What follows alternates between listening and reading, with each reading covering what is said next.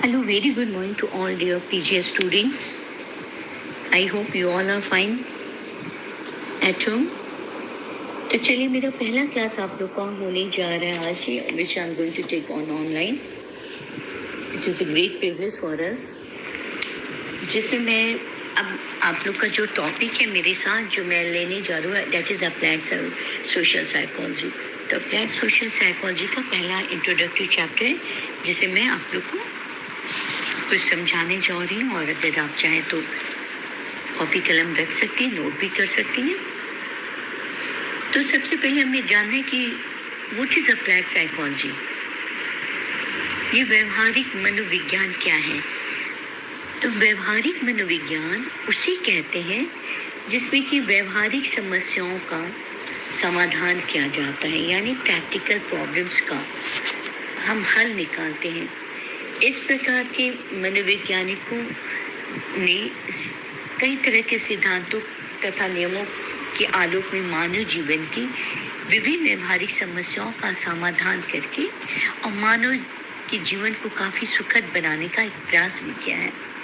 जैसे for example आपको हो गया शिक्षा मनोविज्ञान, एजुकेशनल साइकोलॉजी एक व्यवहारिक मनोविज्ञान है जिसमें शिक्षा से संबंधित विभिन्न व्यवहारिक समस्याओं का भी समाधान किया जाता है। बालकों की शिक्षा को कैसे सफल बनाया जा सकता है, बच्चे शिक्षा में क्यों पिछड़ जाते, वह पढ़ाई क्यों छोड़ देते हैं, प्रतिभाशाली, मानसिक दुर्बल तथा समान बालकों के लिए शिक्षा कार्यक्रम कैसे होना चाहिए इत्यादि ये सभी व्यवहारिक समस्याओं का समाधान शिक्षा मनोविज्ञान ही करता है। इसी तरह औद्योगिक मनोविज्ञान में व्यवहार परक मनोविज्ञान है जो उद्योग से संबंधित व्यवहारिक समस्याओं का भी समाधान ढूंढता है। अब ये भी क्वेश्चन हो सकता है ना कि how social psychology is an applied social psychology. तुम कह सकते हैं कि व्यवहारिक मनोविज्ञान की विशेषता समाज मनोविज्ञान में भी है, जिसका कारण यह है कि यहाँ सामाजिक वातावरण में मनुष्य की व्यवहारिक समस्याओं का समाधान भी किया जाता है। मनुष्य चूंकि एक सामाजिक प्राणी है, जैसा हम जानते हैं कि सोशल एनिमल है, तो इस हैसियत से उसको कई सामाजिक समस्याओं का सामना भी करना पड़ता है। वह जिस समाज का सदस्य होता है उसके प्रति उसकी कुछ निश्चित कर्तव्य यानी उससे एक्सपेक्टेशन होते हैं, उसके कर्तव्य को निभाने में समाज मनोविज्ञान काफ़ी हेल्पिंग होता है। जैसे हमारे समाज में बहुत सारे सिस्टम रहे हैं,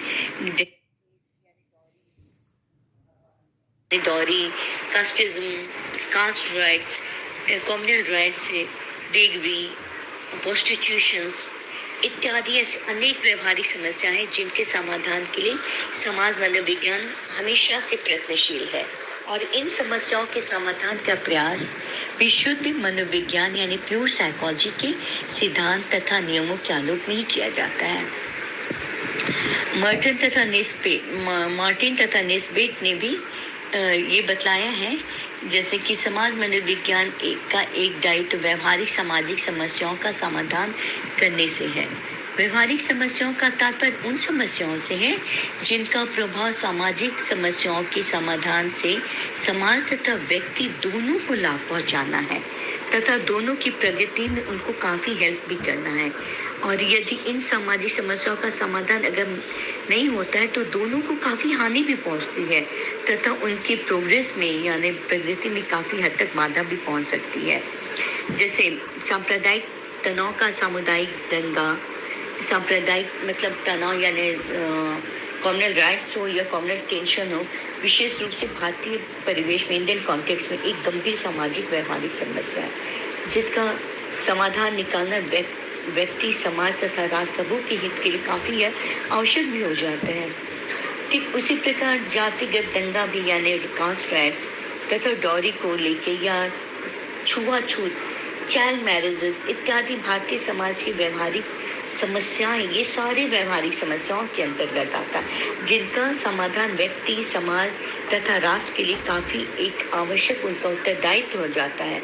अतः समाज मनोविज्ञान इन सभी व्यवहारिक समस्याओं के कारणों की खोज पहले करते हैं तथा उसको दूर कैसे किया जाए, उन ही समस्याओं के समाधान के उपायों को मतलब करने का, माफ करने का सुझाव भी देते हैं। और इस आधार पर यह भी कह सकते हैं कि समाज मनोविज्ञान वास्तव में एक व्यवहारपरक विज्ञान, अप्लाइड साइकोलॉजी है। अब जैसे कि व्यवहारपरक समाज मनोविज्ञान के कुछ जैसे दो खास लॉजिक जैसे निम्नलिखित दो तर्क के आधार पर हम कह सकते हैं। एक तो हो गया आपका सोशल कंपोनेंट्स, आप नोट से रख सकते इस पॉइंट्स को। पहला हो गया सोशल कंपोनेंट्स। इसमें होता है कि सामाजिक व्यवहारिक समस्या के निदान के लिए यह आवश्यक हो जाता है कि इसके अंतर्गत जितनी भी निहित सामाजिक मतलब कंपोनेंट्स यानी संगठक को निर्धारित किया जाए। एक व्यवहारपरक विज्ञान, अप्लाइड साइंस के रूप में समाज विज्ञान इसी तर्क के आधार के आलोक में व्यवहारिक समस्या का समाधान भी ढूंढने का काफी हद तक प्रयास करता है।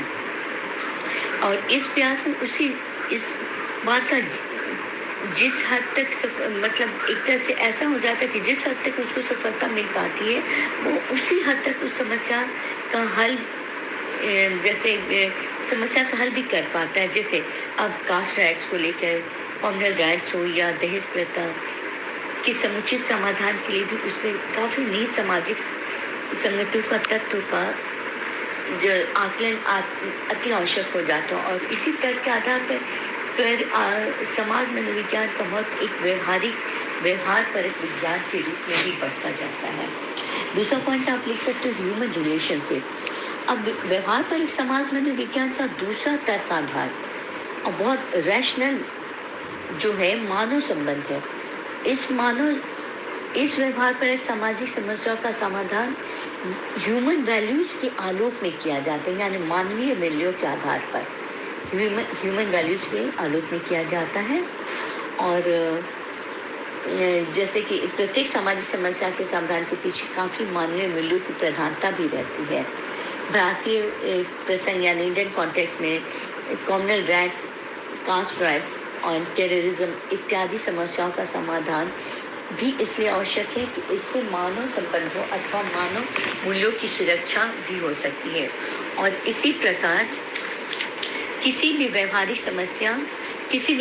सामाजिक समस्या के समाधान के पीछे मानव कल्याण यानी ह्यूमन वेलफेयर निहित रहता। और इसी तर्क के आधार पर और इस तर्क को विस्तृत पूछे तो उसको मद्देनजर रखते हुए समाज मनोविज्ञान का एक जो महत्व है वह व्यवहारपरक विज्ञान या अप्लाइड साइंस के रूप में काफी बढ़ता जा रहा है। और इसी से संबंधित किए गए कई अध्ययनों से ये बातों की पुष्टि भी होती है। और यह भी स्पष्ट है कि समाज मनोविज्ञान आवश्यक रूप से एक अप्लाइड साइकोलॉजी भी है, यानी कि व्यवहारपरक मनोविज्ञान भी है। इस अर्थ में यह शिक्षा मनोविज्ञान या औद्योगिक मनोविज्ञान या फिर इतने व्यवहारिक मनोविज्ञान के विभिन्न मतलब सामान्य मनोविज्ञान तथा मान मनोविज्ञान इत्यादि सभी मनोविज्ञान से डिफरेंट है। और इससे यह स्पष्ट होता है कि समाज मनोविज्ञान का स्वरूप मनोविज्ञान की दूसरी शाखाओं से काफी अलग है। मनोविज्ञान की अन्य शाखाएं यानी ब्रांचेस तो शुद्ध मनोविज्ञान की श्रेणी में कैटेगरी में आती है या व्यवहारपरक मनोविज्ञान की श्रेणी में आती है, लेकिन समाज मनोविज्ञान एक ही साथ दोनों श्रेणियों में आता है। और इसका अपूर्व स्वरूप यानी यूनिक नेचर है जो इन से अन्य शाखाओं से भिन्न भी रखता है। अब होता नहीं कि रिलेशनशिप, आप क्वेश्चन हो सकता है कि what is the relationship between pure psychology and applied social psychology. तो आप कह सकते हो कि समाज मनोविज्ञान में इन दोनों पक्षों को शुद्ध पक्ष तथा व्यवहारिक पक्ष के बीच में काफी गहरा संबंध है। और शुद्ध समाज मनोविज्ञान एक थ्योरेटिकल तथा एब्स्ट्रैक्ट है जिसके अंतर्गत इसके आधार पर प्राप्त परिणामें या रिजल्ट्स की सार्थकता सिग्निफिकेंस तब तक प्रमाणित नहीं हो सकती जब तक इन्हें व्यवहारिक रूप न दिया जाए। समझ में आई बात ना कि शुद्ध मनोविज्ञान जैसे कोई कच्चा माल तैयार करता है और व्यवहारिक मनोविज्ञान उसे उपयोगी बनाकर मानव जीवन के लाभान्वित करता है। अतः इस प्रकार होना पत्थर पर जैसे पीसने के बाद रंग लाती हीना कहते हैं कि हीना पत्थर पर ही पीसने के बाद रंग लाती, उसी प्रकार शुद्ध मनोविज्ञान के सिद्धांत एवं नियम व्यवहारिक मनोविज्ञान के हाथों की पकड़ में आने के बाद ही वह अपना असली रंग दिखाता है। ठीक इसी तरह व्यवहारिक समाज मनोविज्ञान के लिए शुद्ध समाज मनोविज्ञान भी बहुत ही आवश्यक है। व्यवहारिक मनोविज्ञान समाज की व्यवहारिक समस्याओं का समाधान उन सिद्धांतों के आलोक में करता है जिनका निर्माण शुद्ध सामाजिक मनोविज्ञान भी करते हैं। अतः यदि अनुकूलन सिद्धांत एवं नियम ही उपलब्ध न हो तो व्यवहारिक समाज मनोविज्ञान का कार्य आगे बढ़ ही नहीं सकता है। और इसीलिए क्रेच एंड क्रेचफील्ड ने 1982 ने भी यह भी कहा है, ये कहा भी उनके हिसाब से, आप लिख लो इस डेफिनेशंस को, कि व्यवहारिक समाज मनोविज्ञान, रिपीट करते हैं, व्यवहारिक समाज मनोविज्ञान को न केवल व्यवहारिक समस्या के ब्यूरो में निपुण होना चाहिए बल्कि शुद्ध समाज मनोविज्ञान में भी पूर्ण रूप से सुविज्ञ होना चाहिए। अब इसके अगर आप चाहोगे तो कैरेक्टरिस्टिक्स के विषय में भी लोग पूछ सकते हैं, तो उसमें आप बोल सकती हैं, लिख सकती हैं, समझा सकते हैं। उसको आप आंसर लिखना होगा तो लिख सकती हैं कि सामाजिक व्यवहार अर्थात पारस्परिक क्रिया व्यक्ति तथा व्यक्ति के बीच, व्यक्ति तथा समूह के बीच, व्यक्ति तथा सामाजिक संस्थानों के बीच और व्यक्ति तथा संपूर्ण समाज के बीच देखी जाती है। क्या हो गया? जैसे सामाजिक में पहले क्या हो गया? व्यक्ति तथा व्यक्ति के बीच हो गया। दूसरा व्यक्ति तथा समूह यानी ग्रुप, व्यक्ति तथा सामाजिक संस्थान यानी सोशल प्लेसेस के बीच और व्यक्ति तथा संपूर्ण समाज के बीच भी देखी जाती है। इस अर्थ में समाज मनोविज्ञान का स्वरूप सोशियोलॉजी से काफी अलग है, क्योंकि समाजशास्त्र में केवल समाज को ध्यान में रखकर ही अध्ययन किया जाता है। तो ये सारी चीजें जो है ये हमारे अप्लाइड सोशल साइकोलॉजी के अंतर्गत आती हैं।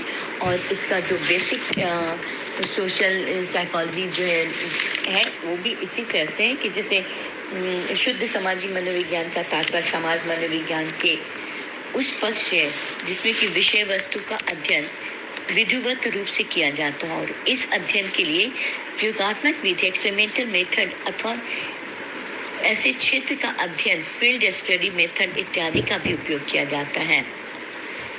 समाज मनोविज्ञान का शुद्ध सामाजिक मनोविज्ञान के निम्नलिखित शाखा या अभिधारणाएं भी हैं। पॉइंट वाइज आप लिख सकते हो, बेसिक सोशल साइकोलॉजी के अंदर भी आप लिख सकते हो कि जैसे आप लिखिए, इसमें पॉइंट नोट कर लीजिए कि आधारिक या शुद्ध मनोविज्ञान की एक अभिधारणा या शर्त यह है कि इसमें विषय वस्तु यानी सब्जेक्ट मैटर का अध्ययन व्यवस्थित रूप से सिस्टमेटिकली किया जाता है। इस अध्ययन के लिए आवश्यकता के अनुसार प्रयोगशाला प्रयोग यानी लेबोरेटरी एक्सपेरिमेंट यानी फिर फील्ड एक्सपेरिमेंट या फील्ड स्टडी का व्यवहार किया जाता है। पहला क्या हो गया? Laboratory experiment, field experiment and field study का व्यवहार किया जाता है। अब शुद्ध मनोविज्ञान की यह विशेषता समाज मनोविज्ञान में भी पाई गई है।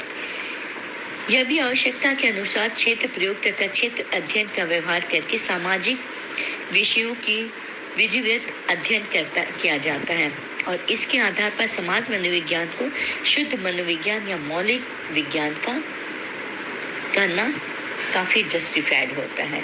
सेकेंड पॉइंट हो गया आपका कि शुद्ध मनोविज्ञान की दूसरी विशेषता यह है कि इसमें परिकल्पना यानी हाइपोथेसिस या परिकल्पनाओं का निर्माण किया जाता है। किसी अध्ययन विषय से संबंध कोई परिकल्पना बनाई जाती है, फिर उसको विधिवत यानी अध्ययन के आधार पर उसकी जांच भी की जाती है। सामान्य मनोविज्ञान यानी जनरल साइकोलॉजी एक शुद्ध मनोविज्ञान है जिसमें कि प्रेरणा यानी मोटिवेशन से संबंधित परिकल्पनाएं भी बनाई जा सकती हैं, हाइपोथेसिस जिससे सीखने के लिए दंड और पुरस्कार अधिक लाभदायक है, और फिर प्रयोग द्वारा इसकी जांच भी की जा सकती है। अतः इस आधार पर भी समाज मनोविज्ञान वास्तव में शुद्ध मनोविज्ञान होने का एक सही दावा करता है। तीसरा आप लिखो, बेसिक अप्लाइड सोशल साइकोलॉजी शुद्ध मनोविज्ञान की तीसरी शाखा, तीसरी विशेषता यह है कि इसमें अध्ययनों के आधार पर प्राप्त परिणामों के आलोक में जब परिकल्पना सही प्रमाणित होती है तो उसे सिद्धांत के रूप में मान लिया जाता है।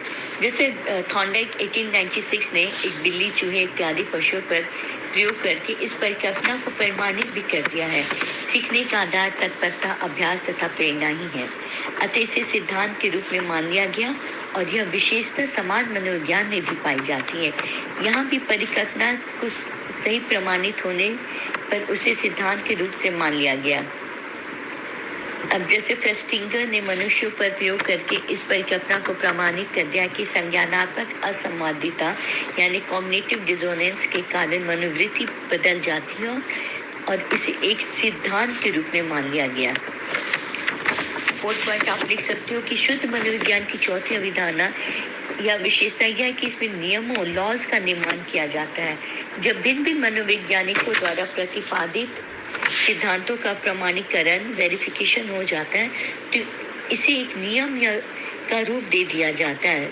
अब जैसे थॉर्नडाइक ने सीखने के 3 नियम या तत्परता का नियम, जैसे लॉ ऑफ रेडीनेस, अभ्यास का नियम, लॉ ऑफ एक्सरसाइज तथा लॉ ऑफ इफेक्ट यानी प्रभाव का नियम का निर्माण किया। इसी तरह यह बात समाज मनोविज्ञान में भी है। यहाँ भी यही किसी सिद्धांत के प्रमाणीकरण के बाद उसे नियम का रूप दे दिया जाता है। जैसे संज्ञानात्मक असंवादिता सिद्धांत, कॉग्निटिव डिसोनेंस थ्योरी के प्रमाणीकरण के बाद फेस्टिंगर ने 4 नियमों का निर्माण किया। असंवादिता संज्ञान की मात्रा बढ़ने से असंवादिता की मात्रा बढ़ती है। असंवादिता संज्ञानों के बीच भिन्नता की मात्रा बढ़ने से असंवादिता की भी मात्रा बढ़ती है। संवादी संज्ञानों की संख्या बढ़ने से असंवादिता की मात्रा घटती है तथा असंवादिता की मात्रा पर विभिन्न संज्ञानों के महत्व का सार्थक प्रभाव भी पड़ता है। अतः इससे स्पष्ट है कि समाज मनोविज्ञान ने शुद्ध मनोविज्ञान की सभी अभिधारणाएं यानी जितनी भी एजम्पशंस हैं या उसके कैरेक्टरिस्टिक्स पाई जाती हैं। अतः समाज मनोविज्ञान वास्तविक अर्थ में मनोविज्ञान की एक ऐसी शाखा है। इस अर्थ में इस सामान्य मनोविज्ञान यानी general psychology, child psychology, abnormal psychology, similar तथा एजुकेशनल साइकोलॉजी, इंडस्ट्रियल साइकोलॉजी और व्यवहारिक मनोविज्ञान यानी अप्लाइड साइकोलॉजी से काफी डिसिमिलर है, भिन्न है। तो ये आज की क्लास के लिए काफी। आपको नेक्स्ट क्लास में बाकी हम लोग कंटिन्यू करेंगे, दूसरे टॉपिक्स पे आ जाएंगे, मतलब इसी से रिलेटेड। ओके, चलिए, थैंक यू।